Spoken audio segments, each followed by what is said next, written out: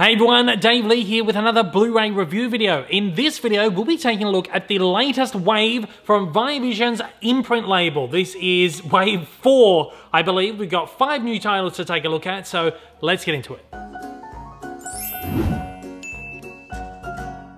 Alright, so I'm pretty sure that if you've clicked onto this video, you know what Viavision's IMPRINT range is, but just in case you've stumbled across this, I'll give you a very brief overview. Essentially, this is Viavision's brand new range of premium Blu-rays. I say brand new, but they've been around for about a year now. It's been about a year that we've been getting these, which is fantastic. These are, of course, a boutique label from IMPRINT here in Australia. They've been producing these fantastic limited edition premium Blu-ray releases, slipcovers, fantastic new restorations, mostly movies that have never been released on Blu-ray anywhere around the world before. A bunch of great special features and stuff on all of these. This new wave right here, which again I believe is wave 4, takes us up to 28 films. Of course, all numbered on the spine there. 28 films we've had from this fantastic range so far. Now, this is a fairly small wave compared to the last one where we had like heaps of titles. We had like 2-3 box sets and like 4 or 5 individual releases. Well, it was a huge wave. This one's just very short, a smaller wave, but we're going to go through them all. I'll tell you my thoughts on the movies, as well as my thoughts on the transfer and the special features as well. I should say at the top though, this is probably their most impressive wave so far as the quality of the films and the quality of the transfers. I don't have a problem with really anything. I didn't have any issues with any of the transfers or anything this wave, and I highly enjoyed every single one of these movies. But let's kind of break them all down very quickly here. We'll take it by spine order, so we'll start off with number 23, Dead Again. This one stars Kenneth Branagh and Emma Thompson in 2 absolutely powerhouse performances. It's also directed by Kenneth Branagh. He's a terrific director. I love all of the movies of his that I have seen. This is like a crime, thriller, romance, drama, sort of a little bit of fantasy thrown in there as well. Emma Thompson plays a mute amnesia victim who has wound up sort of at this place. She doesn't know where she is, how she's got there. And Kenneth Branagh is a detective and a journalist who is kind of brought into her life to help her rediscover who she really is. They end up going down this entire crazy rabbit hole where it turns out she may have had a former life. She may be a reincarnation of someone who was murdered by her husband in a past life.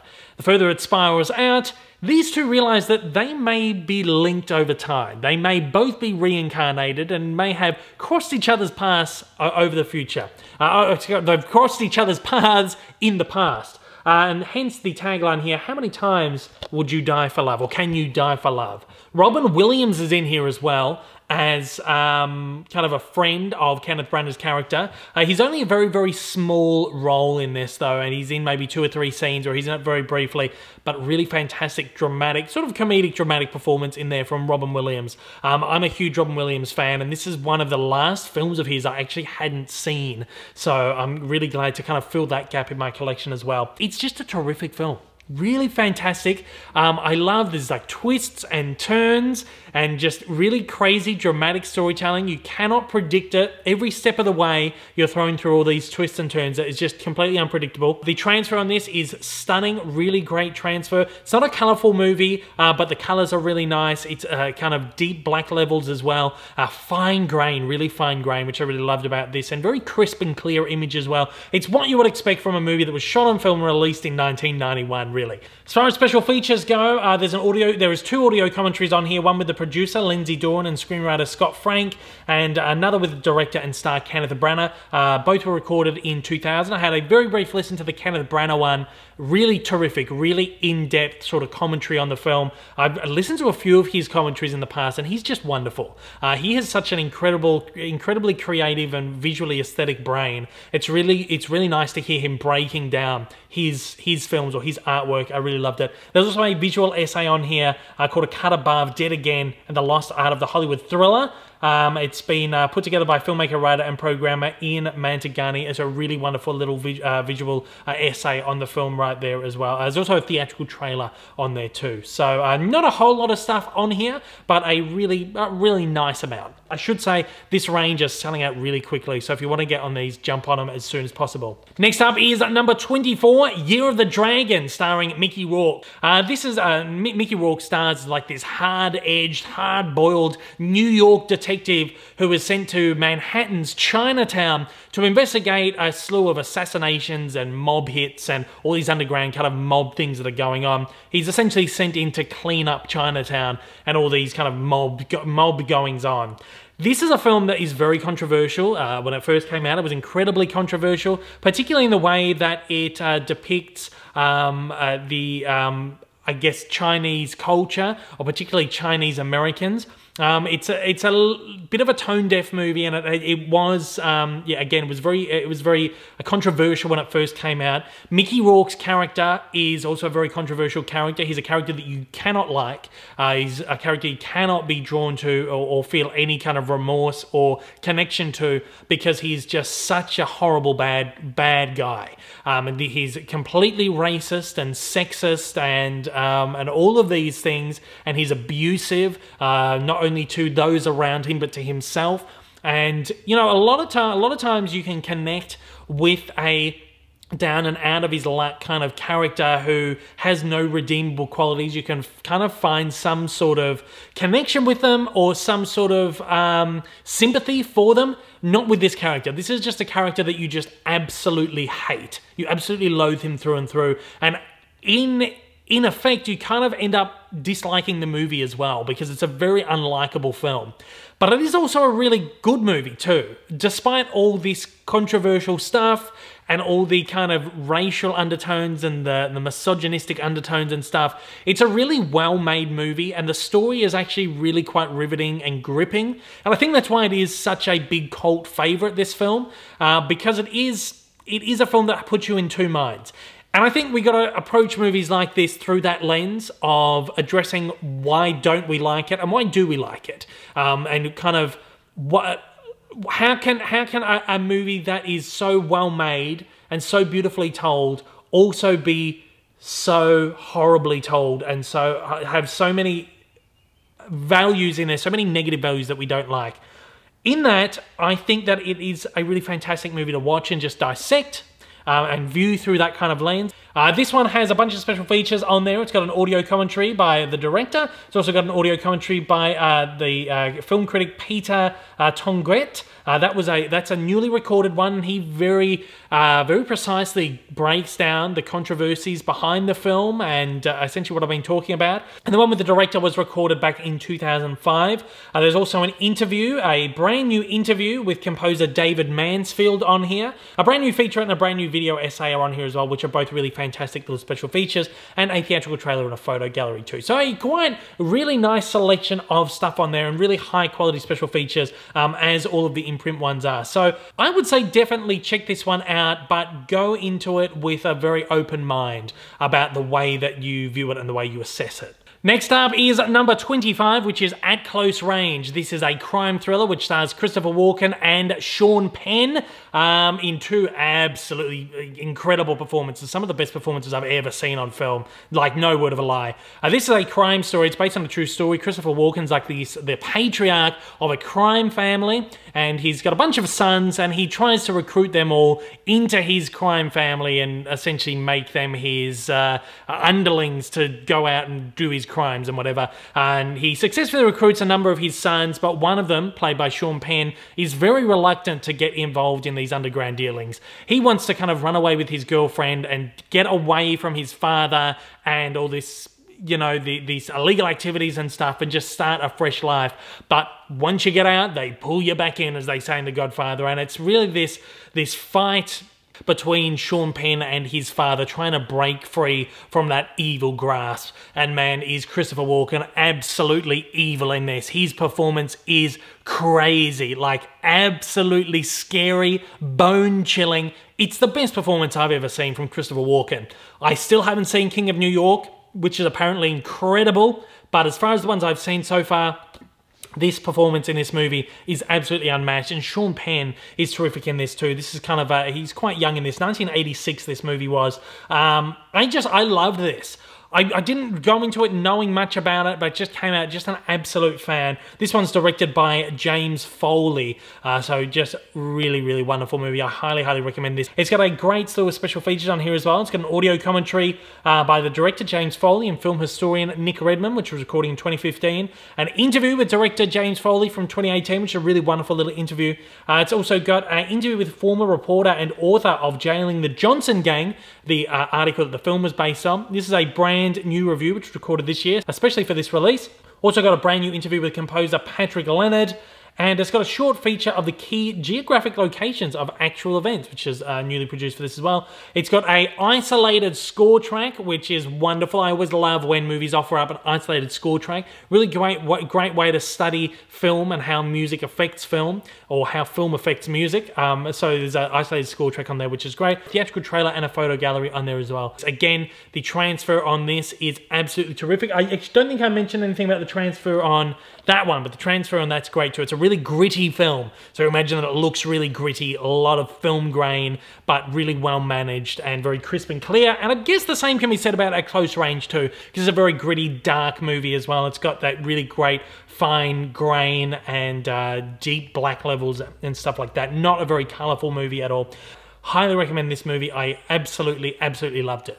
Next is number 26. This is cult favorite Fire in the Sky. A lot of people were so excited that this one had finally come out on Blu-ray, because it's one that a lot of people have been wanting to hit the format for many, many, many years. Again, it's a cult sci-fi film based on alleged true stories about 6 friends who go out, who are driving kind of out in the forest in 1975, and they see this big light in the sky, and they drive along and they discover that it's like a big flying saucer. One of the friends gets out of the car and gets abducted by aliens. He goes missing. They end up getting framed for his murder, or for his disappearance, until he returns and all the truth kind of comes out.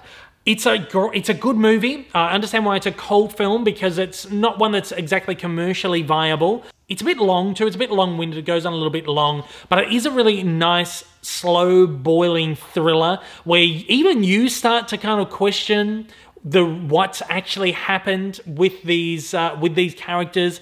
Is it all actually just a bad dream? Are these guys actually implicit in the murder of their friend or the disappearance of their friend? It's just a kind of a really good, like, slowly burning thriller, but at the same time, it also maybe is a little bit too long. It boils on maybe just a little bit too long. That said, there is an incredible sequence in this, if you've seen the movie. The sequence.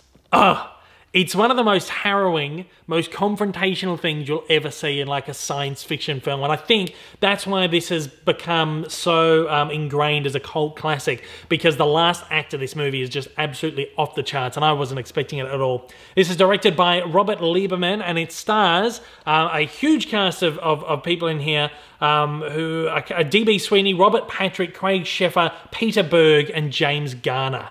Really wonderful cast, really wonderful movie, but it is a bit long, and I think if you don't have that patience for that slow burning kind of thing, it might not be for you. As far as special features go, it's got an audio commentary with the director, Robert Liebman, brand new for this release. Fear from Above, the practical effects of Fire in the Sky, a new interview with the visual effects and art director, which is brand new for this release as well. We've got a brand new interview with the composer, Mark Isham, who does some really wonderful work, and 2 new featurettes as well that were produced for this as well. Really great selection of special features. Had a look through most of it, and it is really terrific. Theatrical trailer and photo gallery on there as well. The transfer on this, really great as well. Again, these are all just really gritty, grungy films, but this does have a lot of colour. And the colours, when there is colour in the scene, when there are colourful scenes, absolutely leaps off the screen. Looks terrific. Again, really great fine grain management on this one as well. If you're a sci-fi fan, I would recommend this one, because it's definitely one that you want to check out, again, as one of those cult things as well. But if you're into kind of slow-burning thrillers, dramas as well, I think it's worth checking out too. So Fire in the Sky, I'm happy that I finally got this one and finally got a chance to see it, and very enjoyable. I think this is one that is either sold out or is selling out very, very quickly. So if you want to get that one, I say get on that straight away. And at number 27 is Rage, starring Glenn Ford and Stella Stevens. I love Glenn Ford. He is fantastic, delivers a great performance in this one as well. And Stella Stevens is just wonderful. I think this is the first movie of hers that I have seen. She is just an absolute delight. And this movie is a co-production between Mexico and America. So it's a Mexican-American film. And the Spanish title for it translates to 48 Hours Not to Die. Glenn Ford plays a doctor who treats a patient for rabies, and it turns out that the patient has been bitten by a dog that he was bitten by a number of days earlier. So now he only has 48 hours left to live before he too succumbs to the rabies disease. So he recruits a couple of people from town to help him reach the nearest hospital, which is 2 whole days away. He's got 2 days to live. He's got to get to the nearest hospital and get that antidote, or he will die. And it is just a really terrific, great thriller film, and you just don't quite know this whole time what's going to happen, and it keeps you on the edge of your seat. I think it's great. Some really fantastic sequences in here. I love these old movies. You know I'm a huge fan of classic cinema, classic westerns, classic noirs. I mean, you kind of blend them together. I think it's great. I think it's a really unique movie as well. I've never quite seen anything quite like this, and I can kind of understand why it hasn't gone down as an absolute classic. Again, it's very exploitative, and it is very over the top and melodramatic, and the violence is very strong in here as well. Not a lot of violence, but when there is violence, it is very strong. There's a lot of strong themes in there too, as you would imagine from kind of a noir film from the late 1960s. But I thought it was tremendous. I really enjoyed it. As far as special features go on this one, unfortunately, there's not a lot on here. It's got an audio commentary by film historian Toby Rohn, which was recorded in 2020 for this release. And it's also got a visual essay on the career of Stella Stevens by critic Kat Ellinger, 2020, recorded in 2020, who Kat Ellinger has done a number of special features for these imprint things too, and they're always great. Also has a theatrical trailer on there too. And the transfer on it is really, really great. Again, really earthy tones kind of leap off the screen, and great grain management, and the details are terrific as well. Really sharp, really great. So I definitely recommend this one. And finally, at number 28 is The Deep. This is a film based on a novel, cult classic film based on a novel by Peter Benchley, who also wrote the novel for Jaws. Now, when Jaws came out in 1975, it was such an enormous hit. It's the first movie to ever be considered a blockbuster. In fact, the movie spawned the term blockbuster because audience members were lined up around the block, busting the block, to see the film. There was such a huge demand for it. And after Jaws came out, there was a slew of like sea attack movies and shark attack movies and whale attack movies. And this is one of those ones. This one came out in 1977, so a couple of years later. None of the movies really matched up to the original charm and the original grandeur of Jaws. But The Deep gets, I was going to say gets close, it doesn't really. It's a good movie though, it's an enjoyable film. I think it's interesting to watch for that factor, to see how Jaws had such an enormous impact on cinema and how people were trying to replicate that success. It's an interesting thing to kind of study.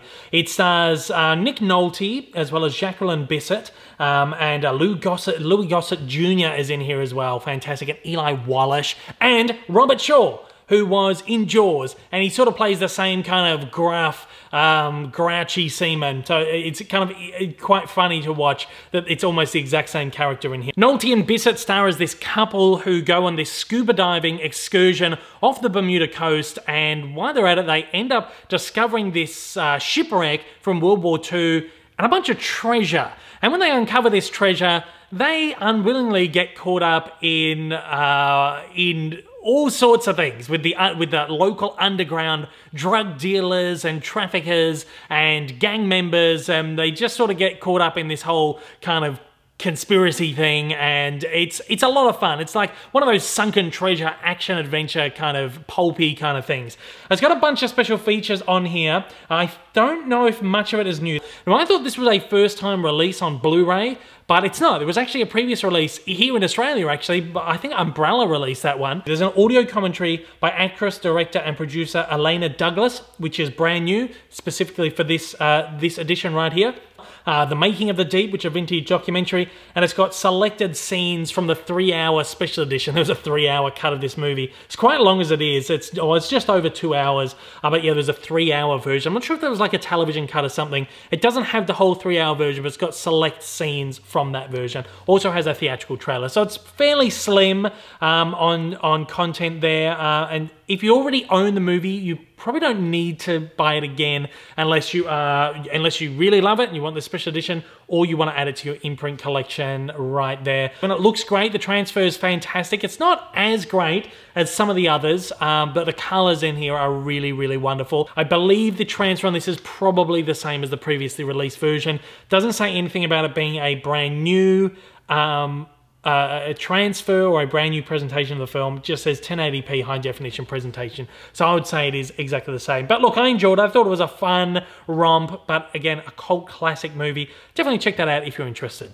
And at that brings us to the end of another Imprint Wave review for Wave 4. Again, I think this is, again, as far as these waves have gone, I believe that this is the best one so far. It's the most impressive. Not only the films that are included here, they're all really terrific films, but the transfers are all fantastic as well. I believe some of these are already sold out, unfortunately, at the time of recording this, but some of them are available and selling out really quickly. So I would head over to Imprint, the Imprint website, to pick up those ones that you're interested in, or check out JB Hi-Fi or wherever you buy your local Blu-rays from. I think these are wonderful. I still think this is a really wonderful line. I can't believe we've got 28 films from this line already, and it's just expanding and expanding. They've already announced their next 2 waves. I'm excited to get my hands on the next one, which is next month, so I'll do a video for those as well. As always, I'll keep you up to date with the releases on these ones. I just love what ViaVision are doing with this imprint range. It's absolutely fantastic. At that, guys, thanks so much for joining me once again. Until next time, take care, take it easy. I'll see you then. See you later. Hey everyone, if you haven't yet, smash that big old subscribe button up on your screen to keep up to date with all my content, and hit that like button down below. Also, don't forget to check me out on social media, and please consider supporting me over on Patreon for as little as $1 a month for exclusive videos, early access content, and to get your name up on the screen. Thanks again for watching.